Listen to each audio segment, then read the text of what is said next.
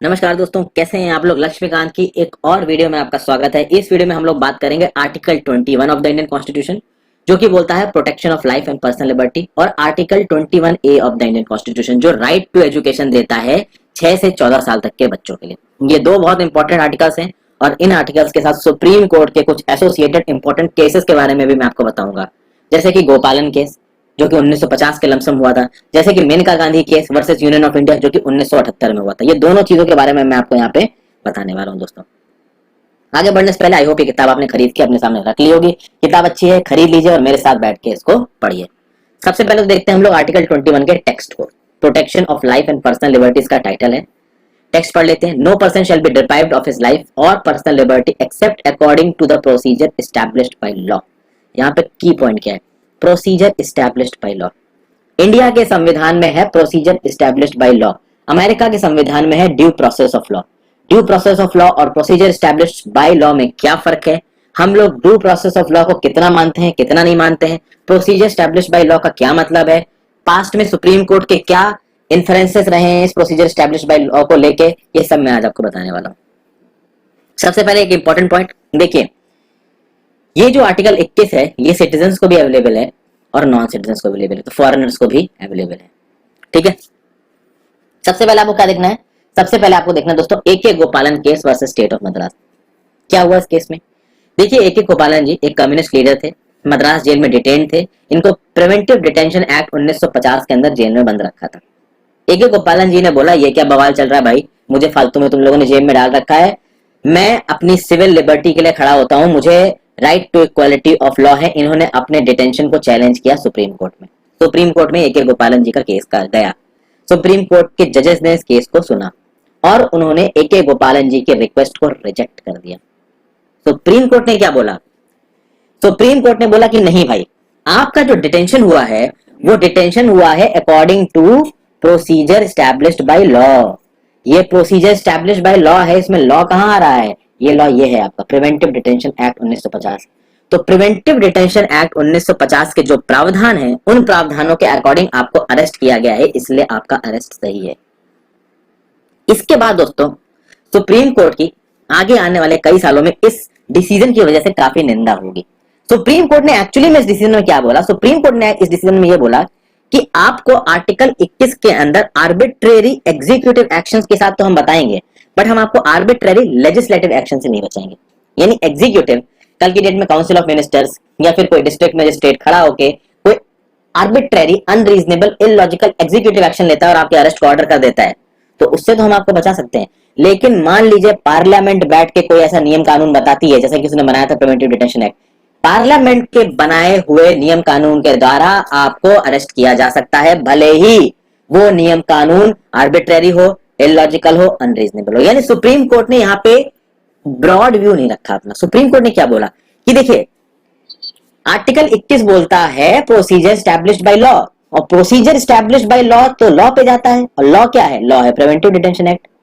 तो हमारा काम, मतलब सुप्रीम कोर्ट का काम ये नहीं है कि हम ये पता करें कि प्रिवेंटिव डिटेंशन एक्ट 1950 सही है या गलत है, प्रिवेंटिव डिटेंशन एक्ट 1950 के प्रोविजन सही हैं या गलत है। हमारा काम बस इतना है कि हम ये पता करें कि क्या ऐसा कोई एक्ट है जिसके अंदर आपको अरेस्ट किया गया है। तो है भाई, प्रिवेंटिव डिटेंशन एक्ट 1950 है। तो अगर प्रिवेंटिव डिटेंशन एक्ट 1950 को लेजिस्लेचर ने पास किया है और अगर वो लेजिस्लेचर इलेक्ट हो गया है तो सब सही तो है भाई। ये वही तो रिप्रेजेंटेटिव्स हैं जिनको लोगों ने इलेक्ट किया है, इन्होंने नियम कानून बनाया, नियम कानून के हिसाब से अरेस्ट हो गया। तो यहां पे सुप्रीम कोर्ट ने ब्रॉड व्यू नहीं लिया और सुप्रीम कोर्ट की काफी निंदा हुई इस बात को लेकर। तो एक्चुअली सुप्रीम कोर्ट ने यहां क्या बोल दिया? सुप्रीम कोर्ट ने यहां बोल दिया कि जो राइट टू लाइफ है एक पर्सन की, जो राइट टू पर्सनल लिबर्टी है एक पर्सन की, जो कि आर्टिकल 21 में दे रखी है, उसको लेजिस्लेचर छीन सकता है एक लॉ के अकॉर्डिंग। तो अगर एक लॉ बना के चाहे तो legislature right to life and personal liberty एक पर्सन की छीन ले। तो यहां पे एक चीज आउट क्या है, भाई अमेरिकन कॉन्स्टिट्यूशन में है आपका due process of law. American constitution का ड्यू प्रोसेस ऑफ लॉ ये बोलता है कि मान लीजिए लेजिस्लेचर ने कोई लॉ बनाया और अगर वो लॉ अनजस्ट है, अनरीजनेबल है, तो उस लॉ को जुडिशरी क्वेश्चन कर सकती है। सुप्रीम कोर्ट ने बोला नहीं, हमारा प्रोसीजर एस्टैब्लिश्ड बाय लॉ, ये वाला प्रोसीजर एस्टैब्लिश्ड बाय लॉ, हमारा ये procedure established by law due process of law से अलग है। हमारा प्रोसीजर एस्टैब्लिश्ड बाय लॉ क्या बोलता है? सरकार अगर लेजिस्लेटिव एक्शन के थ्रू कुछ ऐसे नियम कानून बनाती जिससे लोगों की लाइफ या पर्सनल लिबर्टी जा रही है तो वो सही है, ठीक है। लेकिन ये चीज ज्यादा दिन टिकने वाली थी नहीं, हालांकि बहुत साल टिकी। और ये चीज फिर सामने कब आएगी? ये चीज सामने आएगी मेनका गांधी केस में। मेनका गांधी केस में क्या हुआ? ये केस 1978 में हुआ। नाम था इसका Maneka Gandhi versus Union of India के 1978। आपको पता है ना दोस्तों मेनका गांधी जी कौन है? मेनका गांधी जी संजय गांधी की वाइफ थी। संजय गांधी कौन? इंदिरा गांधी जी के बेटे। नेशनल इमरजेंसी में जो कि 1975 में इम्पोज हुई थी, आपको बताइए क्या हुआ था? वही संजय गांधी, उनकी वाइफ है ये मेनका गांधी जी। और मेनका गांधी जी के बेटे कौन है? वरुण गांधी। बीजेपी पार्टी के साथ ये लोग एसोसिएटेड है। जो पीलीभीत की कॉन्स्टिट्यूएंसी है उसमें राज है। ठीक है, तो मेनका गांधी जी और उनके बेटे उस कॉन्स्टिट्यूएंसी वाली सीट से हमेशा जीतते हैं। 2014 से लेकर 2019 तक ये Maneka Gandhi ji minister of women and child development भी रही हैं। अभी कौन है? तो स्मृति जुबिन ईरानी जी मिनिस्ट्री है वुमेन ऑफ चाइल्ड डेवलपमेंट की। अभी पीलीभीत की कॉन्स्टिट्यूएंसी से एमपी कौन है? तो वरुण गांधी है। आई होप ये सब चीजें तो देखिए आपको पता ही होंगी, अक्सर कर न्यूज में आती रहती हैं। वैसे तो एग्जाम्स के पर्सपेक्टिव से कौन सा नेता कौन सी कॉन्स्टिट्यूएंसी से जीता है ये जरूरी नहीं है, बट इंटरव्यू में काम आ सकता है आपके। और दूसरी बात दोस्तों, आप आईएएस आईपीएस की तैयारी कर रहे हो तो कल की डेट में जब आईएएस आईपीएस बन के जाके आप अपने जिले में काम करोगे तो आपको नेताओं के नाम, उनके काम करने के तरीके पता होने चाहिए। ठीक है, एडमिनिस्ट्रेशन एक अलग ही नशा है। अगर आप एडमिनिस्ट्रेशन में इन्वॉल्व होते हो ना, तो कुछ लोगों को तो एडमिनिस्ट्रेशन बहुत भाता है, उसमें बहुत से चैलेंजेस होते हैं, कुछ लोग तो उसमें डूब जाते हैं। और कुछ लोग क्या है कि उनको समझ में नहीं आता है कि आसपास हो क्या रहा है। ठीक है, सारी डीलें साइन हो जाती हैं, अगल बगल में उनको हवा तक नहीं लगती कि क्या हुआ। ठीक है, तो अभी से ही अगर आप एक एडमिनिस्ट्रेटर बनने का सपना रखते हैं तो एडमिनिस्ट्रेशन में अपने इंटरेस्ट को जगाइए, देखिए कहाँ पे क्या हो रहा है। हालांकि इतना ज्यादा मत देखने लगिएगा कि आपकी पढ़ाई बर्बाद हो जाए। चलिए वापस आ जाते हैं अपने पॉइंट पे। Maneka Gandhi versus Union of India case, इसमें क्या हुआ इसको हम लोग समझने की कोशिश करते हैं। देखिए Maneka Gandhi versus Union of India case में क्या हुआ, आप देखिए। मेनका इस समय जब 1978 में जो केस चल रहा था उस समय पे जो रूलिंग पार्टी थी उनकी शायद मेनका गांधी जी से बनती नहीं थी। अब क्या नहीं बनती थी, क्या बनती थी वो अलग चीज है। 1967 का एक पासपोर्ट एक्ट है। इस पासपोर्ट एक्ट के हिसाब से पासपोर्ट बांटे जाते थे। ठीक है, 1967 में। इस 1967 के पासपोर्ट एक्ट के चलते सबको पासपोर्ट दिया जाता है, मेनका गांधी जी को भी पासपोर्ट दिया गया। ठीक है, एकदम से कुछ प्रॉब्लम हुई। और प्रॉब्लम में क्या हुआ कि मेनका गांधी जी को एक नोटिस इशू किया गया और उस नोटिस में मेनका गांधी जी को बोला कि आप अपने पासपोर्ट को सरेंडर करिए 7 दिन के अंदर। और वो लेटर जो इशू किया गया था वो इशू कर गया था 2 जुलाई 1977 को। तो आप देखिए 1 जून 1976 को, ऑन 1 जून 1976 को पासपोर्ट एक्ट 1967 के अंदर मेनका गांधी जी को पासपोर्ट इशू किया गया।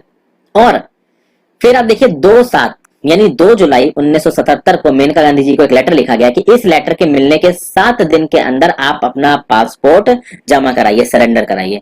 पासपोर्ट जमा कराने का मतलब क्या होता है कि अगर आपके पास देखिए पासपोर्ट नहीं है दोस्तों तो आप फॉरेन ट्रेवल नहीं कर पाओगे, you will not be able to go foreign. अब आप कनेक्ट कर सकते हैं कि ये सब चीजें हो क्यों रही हैं। 1975 में इमरजेंसी लगी है, तो देखिए 1975 में इमरजेंसी लगी है और ये हुआ कब? 1977 में, काफी पास हुआ इमरजेंसी खत्म होने के बाद। तो आप समझ ही सकते हैं ना कि ये सब चीजें क्यों हो रही थी। संजय गांधी जी और इंदिरा गांधी जी ने मिलकर इमरजेंसी लगाई थी, ये सबको पता है, दुनिया को पता है। ठीक है, अब वो सही था गलत था उस पर तो नहीं जाते, गलत ही था। अब मेनका गांधी जी संजय गांधी की वाइफ थी, तो भाई अब संजय गांधी जी के अगेंस्ट अगर बातें जाएंगी तो मेनका गांधी जी के अगेंस्ट भी जाएंगी। तो मेनका गांधी जी से कहा गया अपना पासपोर्ट सरेंडर करिए। 1977 में मेनका गांधी जी ने रीजनल पासपोर्ट ऑफिसर जो था न्यू दिल्ली का, उसको एक लेटर लिखा। उससे बोला कि आप मुझे रीजन प्रोवाइड करिए कि आप मेरा पासपोर्ट क्यों मांग रहे हैं। तो भैया उनके पास एक रिप्लाई आया और रिप्लाई ने ये बोला कि मिनिस्ट्री ऑफ एक्सटर्नल अफेयर्स ने कोई भी रीजन देने से मना कर दिया है, साफ साफ मना कर दिया है। अच्छा, ये जो पासपोर्ट सरेंडर करने से कहा गया था मेनका गांधी जी से, कौन से सेक्शन के अंदर कहा गया था? Section 10 clause 3 sub clause C of passport act 1967। तो section 10 clause 3 sub clause C of passport act 1967। तो इसके अंदर मेनका गांधी जी से बोला गया आप अपना पासपोर्ट सरेंडर करो। मेनका गांधी जी ने रीजन मांगे, रीजन उनको दिए नहीं गए। मेनका गांधी जी को गुस्सा आया। मेनका गांधी जी ने article 32 of the Indian constitution के अंदर रेट पिटीशन फाइल की in front of Supreme Court और सुप्रीम कोर्ट से बोला कि मेरे rights under article 21 of the Indian constitution violate हो रहे हैं।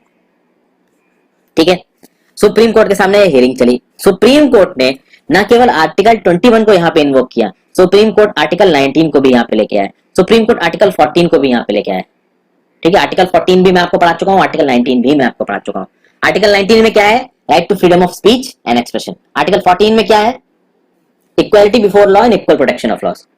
तो आर्टिकल 14, आर्टिकल 19 और आर्टिकल 21 तीनों के प्रोविजंस को साथ साथ देखा सुप्रीम कोर्ट ने और फिर फाइनली सुप्रीम कोर्ट अपना जजमेंट सुनाएगा। और अपने जजमेंट में सुप्रीम कोर्ट ने पता है क्या बोला? सुप्रीम कोर्ट ने बोला कि भाई ये जो गोपालन केस में जजमेंट दिया गया था वो गलत है। अब सुप्रीम कोर्ट को भी ये बात समझ में आई कि देखिए इमरजेंसी के दौरान जो हुआ वो तो गलत था, बाद में तो नियम कानून से चलिए। मतलब जिन लोगों ने इमरजेंसी लगाई आप उनके रिश्तेदारों नातेदारों को परेशान करोगे तो कैसे काम चलेगा। मतलब नियम कानून होने चाहिए और नियम कानून सबके लिए बराबर होने चाहिए। तो सुप्रीम कोर्ट ने साफ साफ बोला कि देखिए गोपालन केस में जो सुप्रीम कोर्ट ने जजमेंट दिया था 1950 में, वो गलत था, वो एक ब्रॉड बेस्ड जजमेंट नहीं था। Maneka Gandhi versus Union of India case में सुप्रीम कोर्ट क्या बोलेगा, सुप्रीम कोर्ट ये बोलेगा कि आप किसी का राइट तब छीन सकते हो और उस लॉ के अकॉर्डिंग छीन सकते हो जो लॉ रीजनेबल है, जो लॉ जस्ट है, जो लॉ फेयर है। मतलब कि अगर सुप्रीम कोर्ट या जुडिशरी को लगता है कि लॉ जस्ट नहीं है, लॉ फेयर नहीं है, लॉ रीजनेबल नहीं है और एक अनरीजनेबल, अनजस्ट और अनफेयर लॉ की वजह से अगर आप किसी के राइट्स को छीनते हो तो सुप्रीम कोर्ट उस ऑर्डर को नल एंड वॉइड दे देगा। यानी सुप्रीम कोर्ट ने बोला कि आर्टिकल 21 आर्बिट्रेरी एक्सिक्यूटिव एक्शन के अगेंस्ट भी अवेलेबल है और आर्बिट्रेरी लेजिस्लेटिव एक्शन के भी अगेंस्ट है। एग्जीक्यूटिव एक्शन आप समझ गए ना दोस्तों, एग्जीक्यूटिव एक्शन मतलब आपका काउंसिल ऑफ मिनिस्टर्स, प्रेसिडेंट, वो अथॉरिटीज जिनको सीधे सीधे इंडियन गवर्नमेंट ने अप्लाई किया और इंडियन गवर्नमेंट कौन चलाता है, Indian government council of ministers चलाते हैं। लेजिस्लेटिव एक्शन यानी कि किसी ऐसे लॉ को जिसको लोकसभा राज्यसभा ने पास किया या किसको स्टेट लेजिस्लेटिव असेंबली ने पास किया हो। अब तक मैं कई बार आपको एग्जीक्यूटिव फंक्शन और लेजिस्लेटिव फंक्शन के बीच का फर्क समझा चुका हूं। तो गोपालन केस में सुप्रीम कोर्ट ने बोला कि आर्बिट्रेरी एग्जीक्यूटिव एक्शन के अगेंस्ट आपको प्रोटेक्शन प्राप्त है, बट आर्बिट्रेरी लेजिस्लेटिव एक्शन के अगेंस्ट आपको प्रोटेक्शन प्राप्त नहीं है। Maneka Gandhi versus Union of India case 1978 में सुप्रीम कोर्ट ने क्या बोला, आर्बिट्रेरी एग्जीक्यूटिव एक्शन के अगेंस्ट भी प्रोटेक्शन प्राप्त है और आर्बिट्रेरी लेजिस्लेटिव एक्शन के अगेंस्ट भी प्रोटेक्शन प्राप्त है। पूरा गेम ही पलट गया यहाँ पे। तो आर्टिकल 21 के अंदर और आर्टिकल 21 के साथ आर्टिकल 19 और आर्टिकल 14 की कंडीशंस को भी इंक्लूड कर दिया। खासकर आर्टिकल 19 में freedom of speech and expression और साथ साथ फ्रीडम ऑफ प्रोफेशन और ऑक्यूपेशन, ट्रेड और बिजनेस, इन दो को कोट करते हुए आर्टिकल 14 को कोट करते हुए और आर्टिकल 21 को कोट करते हुए बोला कि भैया आर्बिट्रेरी लेजिस्लेटिव एक्शन भी नहीं हो सकता। यानी ये जो मेनका गांधी जी का पासपोर्ट आप सरेंडर करने के लिए बोल रहे हैं ना, गलत है, आप नहीं करवा सकते। मेनका गांधी जी के पास ये राइट है कि वो फॉरेन जा सकती है। इनफैक्ट इस देश के हर नागरिक के पास ये राइट है कि वो चाहे तो अपने काम के लिए, प्रोफेशन के लिए, घूमने के लिए किसी भी केस में फॉरेन जा सकता है। अब वो अलग बात है कि कोई एक ऐसा पर्सन है जिसने secret information Indian defence establishment की पाकिस्तान को भेज दी और अब वो भाग रहा है इंडिया से, तो उस केस में आपके पासपोर्ट जब्त कर सकते हो।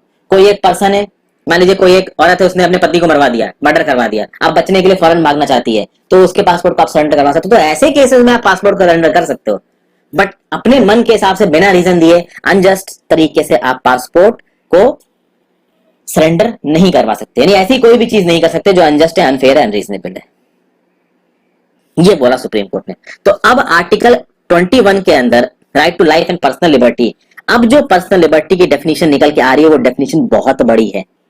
और आप देखिए मेनका गांधी जजमेंट के बाद बहुत सारे जजमेंट आए हैं सुप्रीम कोर्ट में जिसमें इन डेफिनेशंस को बताया गया है। अगर आपने अपने सामने लक्ष्मीकांत को खोल रखा है दोस्तों, तो वो सारी चीजें वहां पे लिखी हुई हैं, जैसे right to live with human dignity, फिर एक साफ एनवायरनमेंट होना चाहिए जहां पे आपको साफ पीने के लिए पानी मिले, साफ हवा मिले। तो मतलब इसका मतलब आप इंडस्ट्रीज पे इंडस्ट्रीज लगाए चले जा रहे हो, हवा पॉल्यूट पे पॉल्यूट हुई चली जा रही है, तो उस केस में अगर एक जगह की हवा एक लिमिट से ज्यादा पॉल्यूट हो चुकी है तो सुप्रीम कोर्ट में जाके वहां की इंडस्ट्रीज बंद करवा सकते हैं लोग, क्योंकि ये आर्टिकल 21 की पर्सनल लिबर्टी के अंदर आता है। फिर right to livelihood, decent livelihood, but decent livelihood में ये नहीं है कि भाई एक अनपढ़ और एक पढ़े लिखे को आप इक्वल वो कर लोगे, मतलब इक्वल बेंचमार्क्स रख दोगे। फिर right to privacy, right to shelter, right to health, right to free education up to 14 years of age. तो ये right to free education up to 14 years of age अभी इस पे हमारा थोड़ी देर में आर्टिकल 21 में दे रखा है ये।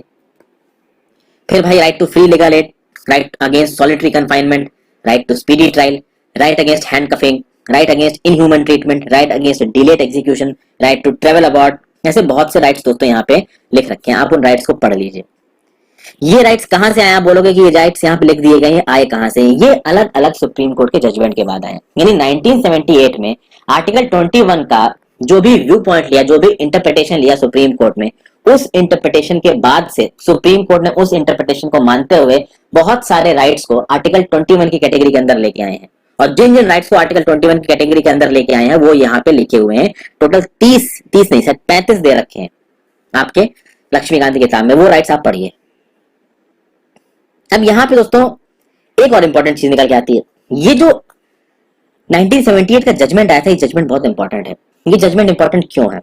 क्योंकि 1978 में सुप्रीम कोर्ट ने जजमेंट दिया तो 7 जज bench of the supreme Court ने दिया। नॉर्मल केसेस में आप देखोगे 1 बेंच या 2 बेंच या मैक्सिमम 3 बेंच जज होती है, 3 जज बेंच होती है। तो यानी 1 जज बैठा होगा या 2 जज बैठे होंगे, मैक्सिमम 3 जजेस बैठे होंगे, तो 3 जजेस की बेंच मैक्सिमम ज्यादा केसेस देती, लेकिन ये वाली जो जजेस की बेंच थी, ये 7 जजेस बेंच थी, यानी 7 सुप्रीम कोर्ट के जजेस ने बैठ के ये Maneka Gandhi versus Union of India case का जजमेंट सुनाया था, जिसमें एक इंपॉर्टेंट कौन थे, पीएन भगवती थी। वैसे तो वाई वी चंद्रचूड़ जी, कृष्ण अय्यर जी, उंतवालिया जी, काई असम जी, मुर्तजा फजल अली, एमएच बेग, बहुत से जजेस थे यहाँ पे।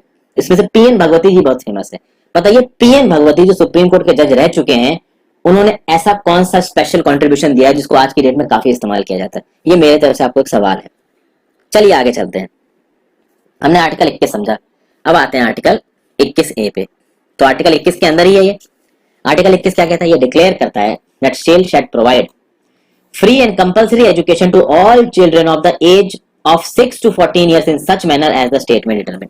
यानी कि स्टेट मतलब गवर्नमेंट, अब चाहे वो सेंट्रल गवर्नमेंट स्टेट गवर्नमेंट हो, तो स्टेट का ये काम है कि फ्री और कंपल्सरी एजुकेशन प्रोवाइड की जाएगी सारे बच्चों को जो 6 से 14 साल के एज ग्रुप में आते हैं, उस मैनर में जिस हिसाब से गवर्नमेंट देना चाहती है। इस प्रोविजन ने देखिए एलिमेंट्री एजुकेशन, ध्यान दीजिएगा हायर एजुकेशन नहीं है यहाँ पे, this is not higher education, this is not professional education, this is elementary education. यानी 6 से 14 साल के जो बच्चों की पढ़ाई है उसको फंडामेंटल राइट बना दिया गया।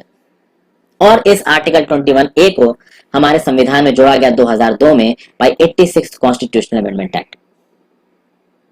ठीक है, एक चीज ये हो गई। फिर इसी 86 कॉन्स्टिट्यूशनल अमेंडमेंट एक्ट के थ्रू एक फंडामेंटल ड्यूटी जोड़ी गई आर्टिकल 51A में। इसी 86 कॉन्स्टिट्यूशनल अमेंडमेंट एक्ट ऑफ 2002 से आर्टिकल 51A में एक फंडामेंटल ड्यूटी जोड़ी गई। वो फंडामेंटल ड्यूटी क्या बोलती है? It shall be the duty of every citizen of India to provide opportunities for education to his child और ward between the age of 6 and 14 years. ठीक है, यानी कि हर सिटीजन ऑफ इंडिया की ये ड्यूटी है कि वो अपने बच्चे की एजुकेशन की और अपॉर्चुनिटी के लिए 6 से 14 साल के बीच में जो भी रिसोर्सेज हैं वो अवेलेबल कराएगा। यानी कि अब अगर राइट टू एजुकेशन को एलिमेंट्री फंडामेंटल राइट बना दिया गया है, तो अब माँ बाप का ये फर्ज बैठता है कि वो अपने बच्चों को 6 से 14 साल की ड्यूरेशन के बीच में पढ़ने के लिए स्कूल भेजें। ये माँ बाप की फंडामेंटल ड्यूटी हो गई है, ये बोला गया यहाँ पे। इसके साथ साथ दोस्तों कुछ और चेंजेस हुए। एक है directive principles of state policy. Directive principles of state policy में आर्टिकल 45 था, उस आर्टिकल 45 में भी 6 से 14 साल तक के बच्चों की बात की गई, उसको बदल दिया गया। उसको क्या बोला गया? उसको बोला गया कि अब स्टेट अर्ली चाइल्डहुड केयर देगा और एजुकेशन देगा सारे बच्चों को 6 साल तक की उम्र के लिए। ठीक है ना? तो article 45 of the Indian constitution जो directive principles of state policy है, उसमें क्या कर दिया गया? The state shall endeavour to provide early childhood care for all children until they complete the age of 6 years. पहले इसी आर्टिकल 45 में 6 से 14 था। तो एक 86 अमेंडमेंट एक्ट 2002 ने सबसे पहले आर्टिकल 21A जोड़ के राइट टू एलिमेंट्री एजुकेशन को फंडामेंटल राइट बनाया। आर्टिकल 51A में एक एक्स्ट्रा फंडामेंटल ड्यूटी जोड़ी और directive principles of state policy के आर्टिकल 45 को बदल दिया, मतलब अमेंड कर दिया, सुटेबली अमेंड कर दिया, पूरी तरीके से बदलना तो नहीं बोलेंगे। आप कह सकते हैं दोस्तों कि इसको गवर्नमेंट ने स्टेप को कैसे डिसाइड किया? The dawn of the second revolution in the chapter of citizens right. Hindi medium movie देखी है ना आपने?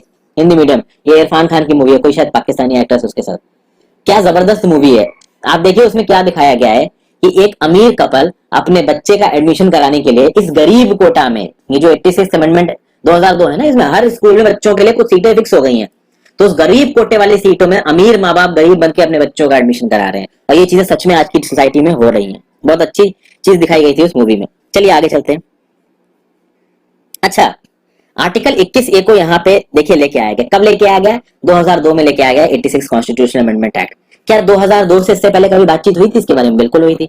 1993 में सुप्रीम कोर्ट ने डिक्लेयर किया कि भैया प्राइमरी एजुकेशन फंडामेंटल राइट है under right to life in article 21। Supreme Court ने तो 1993 में ही ये बात कह दी थी और सुप्रीम कोर्ट ने उसी समय बोल दिया था कि भैया 14 साल के बच्चों को फ्री एजुकेशन देनी चाहिए। ठीक है, लेकिन सुप्रीम कोर्ट ने उस समय पे एक बात और कही कि 14 साल के बच्चों तक को तो चलिए आप फ्री एजुकेशन दीजिए, 14 साल के बाद के बच्चों को एजुकेशन देना इस बात पे डिपेंड करेगा कि हमारे देश की इकोनॉमिक कैपेसिटी क्या है, हमारे देश का डेवलपमेंट क्या है। ये सब बातें यहाँ पे कही गई हैं। उसके बाद ये जो 1993 में सुप्रीम कोर्ट का जजमेंट आया था, ये क्यों आया था? क्योंकि उससे पहले सुप्रीम कोर्ट का एक जजमेंट क्या बोल रहा था कि चाहिए भैया प्रोफेशनल एजुकेशन, चाहे मेडिसिन हो चाहे इंजीनियरिंग हो, उसमें एजुकेशन लेना भी फंडामेंटल राइट है। अब देखिए दोस्तों यहाँ पे हो क्या रहा था, पॉलिटिकल पार्टी अपना वोट गेन को पाने के लिए लॉ पास कर देती है, लेकिन वो लॉ कभी कभी अनसस्टेनेबल हो जाता है। अब आज की डेट में पॉलिटिकल पार्टीज उठ के खड़े होकर ये बोल रहे हैं कि भैया मेडिसिन में, इंजीनियरिंग में हर जगह पे राइट टू एजुकेशन है, यानी आप हर कॉलेज में कुछ परसेंट सीटें गरीब बच्चों के लिए रिजर्व करो। तो भैया बहुत सारे प्राइवेट, चलो सरकारी में तो आप ये कर लोगे, बहुत सारे जो प्राइवेट कॉलेज है वो तो बैंकरप्ट हो जाएंगे, वो बंद कर देंगे अपने धंधे को, वो बोलेंगे भैया हम नहीं कर पाएंगे। तो सुप्रीम कोर्ट ने 1993 में बोला कि ये सब जो कर रहे हैं वो गलत है। अगर आप इकोनॉमिक डेवलपमेंट, खासकर एजुकेशनल डेवलपमेंट की बात कर रहे हो तो उसको सस्टेनेबल तरीके से करो। और सस्टेनेबल तरीका क्या है कि भैया एलिमेंट्री एजुकेशन, प्राइमरी एजुकेशन, 14 साल तक के बच्चों को जो आप एजुकेशन दे रहे हो उसको कंपलसरी करो अभी। बाद में यानी कि मेडिसिन, इंजीनियरिंग और जो दूसरे प्रोफेशनल कोर्सेज होते हैं उसमें जब आप राइट टू एजुकेशन को फंडामेंटल राइट बनाओगे, वो हम तब बनाएंगे जब हमारे देश की इकोनॉमिक कैपेसिटी इतनी हो जाएगी कि हम वो अफोर्ड कर सके। अभी करने लगेंगे तो जो प्राइवेट लेवल पे इंस्टीट्यूशंस काम कर रहे हैं वो बंद हो जाएंगे, और प्राइवेट इंस्टीट्यूशंस बंद हो गए तो एजुकेशन कैसे होगी, क्योंकि पब्लिक इंस्टीट्यूशन, सरकारी कॉलेज तो वैसे ही गिने चुने हैं।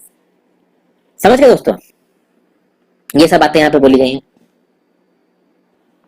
इस 86 कॉन्स्टिट्यूशनल अमेंडमेंट एक्ट 2002 की कंडीशंस को पूरा करने के लिए सरकार एक एक्ट लेके आई। उस एक्ट का नाम था right of children to free and compulsory education act, जिसको RTE एक्ट कहा जाता है। इस एक्ट को लेके आई 2009 में। ये एक्ट आया with effect from 1 April 2010। In fact यही एक्ट नहीं दोस्तों, राइट टू एजुकेशन एक्ट 2009 ये भी विद इफेक्ट आया 1 अप्रैल 2010 से, और जो कॉन्स्टिट्यूशन का 86 अमेंडमेंट एक्ट था ना 2002 का, वो भी इफेक्ट में आया कब, 1 अप्रैल 2010 को। अब देखिए कितना धीरे काम हो रहा सरकार का।